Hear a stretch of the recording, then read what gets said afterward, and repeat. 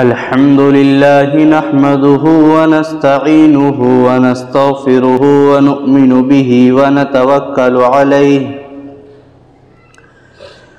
ونعوذ بالله من شرور أنفسنا ومن سيئات أعمالنا من يهده الله فلا مضل له ومن يضلله فلا هادي له ونشهد أن لا إله إلا الله وحده لا شريك له ونشهد أن محمدًا عبده ورسوله أعوذ بالله من الشيطان الرجيم بسم الله الرحمن الرحيم إن هذا القرآن يهدي للتي هي أقوم وقال الله تعالى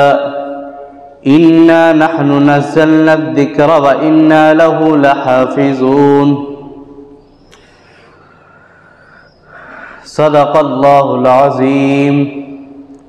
وقال النبي صلى الله عليه وسلم خيركم من تعلم القرآن وعلمه أو كما قال عليه الصلاة والسلام وہ معزز تھے زمانے میں مسلمان ہو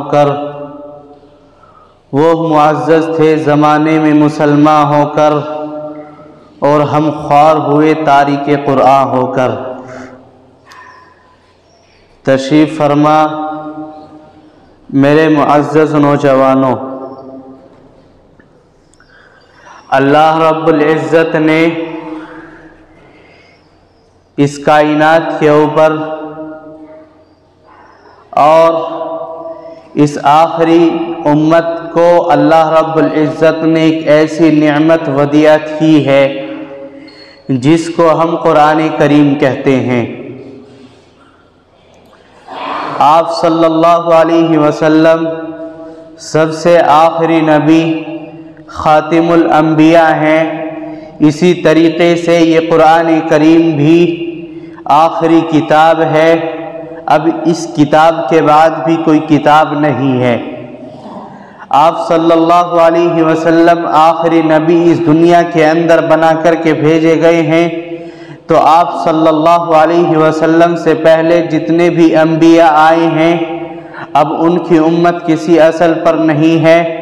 بلکہ اگر کسی کو صحیح راستہ چننا ہے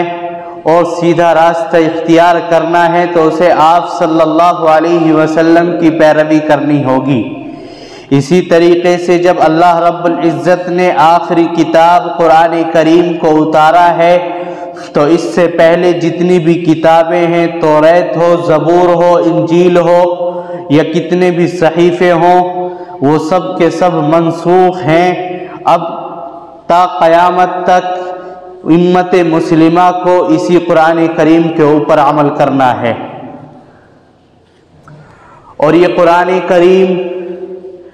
کوئی معمولی کتاب نہیں ہے، یہ قرآن کریم کوئی چھوٹی سی کتاب نہیں ہے، بلکہ یہ قرآن کریم ایک انقلابی کتاب ہے۔ اے اللہ رب العزت کی جانب سے ایک انقلابی کلام ہے۔ اس قرآن کریم کے اندر ایسی ایسی تاثیر ہے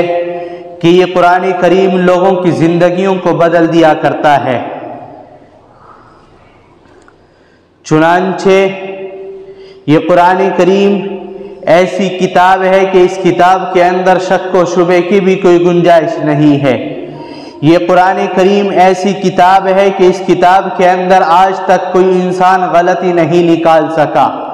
اور نہ قیامت تک اس کے زبر زیر کے اندر کوئی انسان غلطی نکال سکتا ہے، اس لیے کہ یہ احکم الحاکمین کا کلام ہے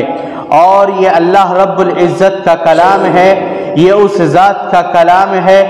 کہ جو ذات ہمیشہ رہنے والی ہے، تو یہ کلام بھی عرفہ اور اعلیٰ ہے۔ چنانچہ قرآن کریم اس کی صفائی خود بیان کرتا ہے، ذالک الکتاب لا ریب فیہ ھدی للمتقین۔ اے لوگو، یہ ایک ایسی کتاب ہے، اللہ کا یہ ایک ایسا کلام ہے کہ اس کے اندر کوئی شک و شبہ نہیں ہے، اس کے اندر کسی شک کی گنجائش نہیں ہے، اور یہ قرآن کریم ہدایت ہے متقیوں کے لیے۔ لہٰذا جو انسان اس قرآن کریم کے ذریعے، اس کتاب الہی کے ذریعے ہدایت حاصل کرنا چاہے، صراط مستقیم پر چلنا چاہے، تو اس کو اس قرآن کریم کا سہارا لینا ہوگا، اس کو اس قرآن کریم کے ذریعے اپنا راستہ چننا ہوگا۔ لہٰذا اگر کوئی بھی انسان اگر اس قرآن کریم کو چھوڑ کر دنیا کی کتنی سے بڑی کتاب کو لے کر کے آ جائے اور وہ اس سے ہدایت حاصل کرنا چاہے، سیدھا راستہ اختیار کرنا چاہے، کامیابی پر گامزن ہونا چاہے، تو ہرگز نہیں ہو سکتا۔ اس لیے اسے قرآن کریم کا سہارا بنانا پڑے گا، اس لیے اسے قرآن کریم کو چننا ہوگا۔ آپ نے دیکھا کہ دنیا کے اندر کتابیں بہت سی ہوتی ہیں، بعض کتابیں وہ ہوتی ہیں کہ اسے صرف اور صرف بچے پڑھ سکتے ہیں، بڑوں کے لائق وہ کتابیں نہیں ہوتی۔ اسی طریقے سے بعض کتابیں وہ ہوتی ہیں جو صرف بڑے لوگوں کے سمجھ کے اندر آتی ہے، بچوں کی سمجھ سے وہ دور ہوتی ہے، ایک کم علم آدمی کی سمجھ سے وہ دور ہوتی ہے۔ لیکن اللہ نے ایک ایسی کتاب اتاری ہے، بچہ ہو یا بوڑھا ہو، جوان ہو، مرد ہو یا عورت ہو، کوئی بھی ہو، ہر ایک کے لیے یہ کتاب یکساں ہے اور ہر ایک کے سمجھ کے اندر آنے والی کتاب ہے۔ وہیں پر بچہ اس کو بآسانی پڑھ لیتا ہے، تو دوسری طرف ایک جوان، ایک بوڑھا آدمی بھی اس کو بآسانی پڑھ لیتا ہے، اور دوسری طرف ایک بچی یا ایک عورت اس کو بآسانی پڑھ لیتی ہے۔ یہ قرآن کریم کا زندہ جاوید معجزہ ہے۔ اللہ رب العزت نے آپ صلی اللہ علیہ وسلم کو بہت سے چھوٹے اور بڑے معجزے عطا کیے ہیں، لیکن قرآن کریم آپ صلی اللہ علیہ وسلم کا سب سے بڑا معجزہ ہے۔ قرآن کریم ایک ایسی ابدی اور آفاقی کتاب ہے جو اس دنیا کی کوئی طاقت اس کو فنا کرنے کی طاقت نہیں رکھتی۔ دنیا کی سپر پاور طاقتیں ہوں یا دنیا کی کوئی بھی حکومت ہو، وہ اس کا مقابلہ نہیں کر سکتی، اس لیے کہ یہ قرآن، یہ کلام اللہ، یہ کتاب الہی ہے، یہ میرا اور آپ کا لکھا ہوا کلام نہیں ہے، بلکہ یہ خود اللہ رب العزت کی ذات سے نکلا ہوا کلام ہے۔ قرآن کریم سے پہلے اللہ رب العزت نے اس دنیا کے اندر کتابیں اتاری ہیں اور بعض مرتبہ اپنے صحیفے اتارے ہیں، لیکن وہ کتابیں کیسی تھی؟ اللہ رب العزت نے اس کتابوں کو تختی کے اوپر لکھے ہوئے یا کتابوں کی شکل میں یا صحیفوں کی شکل میں ایسے ہی پکڑا دیا۔ لیکن یہ قرآن کریم کا معجزہ ہے کہ یہ قرآن کریم اللہ کا کلام ہے، اللہ کی ذات سے نکلا ہوا کلام ہے، اور اس قرآن کریم کو کسی تختی کی شکل کے اندر نہیں لایا گیا، بلکہ یہ قرآن کریم وقت بوقت اور جیسی ضرورت پڑتی رہی حضرت جبرائیل علیہ السلام کے ذریعے اس قرآن کریم کو اس دنیا کے اندر اتارا گیا ہے۔ اور ہر ایک چیز مقرب ہوتی ہے۔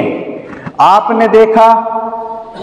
کہ 4 فرشتے مقرب ہیں، لیکن ان کے اندر سب سے بڑا درجہ حضرت جبرائیل کا ہے۔ 4 انبیاء مقرب ہیں، لیکن سب سے بڑا درجہ آپ صلی اللہ علیہ وسلم کا ہے۔ اسی طریقے سے اس دنیا کے اندر اللہ نے اپنی 4 کتابیں اتاری ہیں، ان 4 کتابوں کے اندر سب سے افضل اور سب سے اعلیٰ قرآن کریم ہے۔ لیکن قرآن کریم ہمارے سامنے ہے اور ہماری زندگیاں پریشان ہیں، آج ہم زوال کے شکار ہیں۔ قرآن کریم تو ایک ایسی کتاب ہے کہ جب قرآن کریم ان جہالہ کے درمیان کے اندر آئی ہے کہ جن عربوں کے اندر ہزاروں اور سالوں سال تک لڑائیاں اور جنگیں چلتی تھی، لیکن جب قرآن کریم ان کے درمیان میں آیا ہے اور قرآن کریم کو انہوں نے اپنا مشعل راہ بنایا ہے، قرآن کریم کو انہوں نے اپنا راہبر بنایا ہے، تو ان کی زندگیاں ایسی بنی ہیں کہ بکریوں کو چرانے والے قرآن کے راہبر بن کر لوگ امت مسلمہ کے راہبر بنے ہیں، کہ